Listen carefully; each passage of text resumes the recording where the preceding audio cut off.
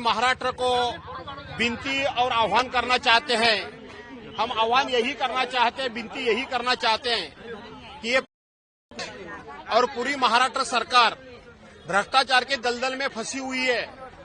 महाराष्ट्र की संस्कृति अलग है।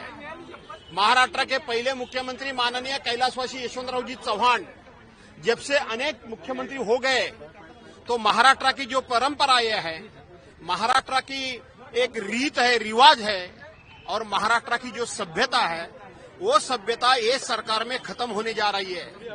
तो ये महाराष्ट्र से जो महाराष्ट्र में होता है वो पूरे देश में पहुंचता है।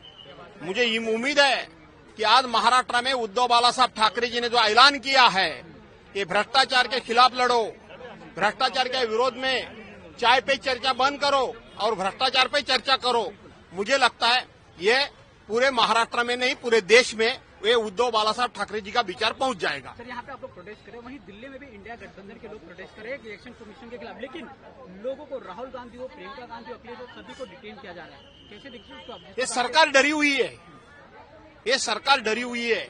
मुझे अभी मालूम हो गया कि हमारे नेता संजय जी राठौड़ जी को भी डिटेन किया है। अभी आप बता रहे हो कि राहुल जी गांधी, प्रियंका गांधी, खड़गे जी भी होंगे शायद, सबको डिटेन किया है। जगदीप जी धनखड़, देश के उपराष्ट्रपति जी, क्या हो गया? वो कहाँ गायब हो गए? उसके बाद अभी जिनकी डेथ हो गई वो सत्यपाल जी मलिक, उन्होंने क्या कहा, वो पब्लिश क्यों नहीं हो रहा है? तो ये सरकार डरी हुई है।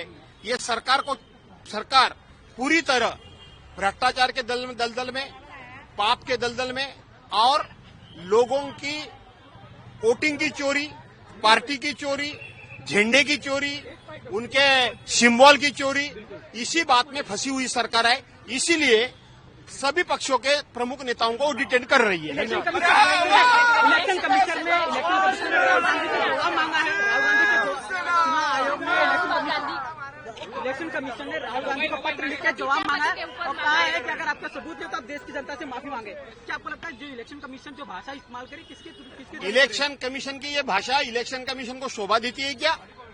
इलेक्शन कमीशन पॉलिटिकल लीडर है क्या? इलेक्शन कमीशन कोई पार्टी का नेता है क्या?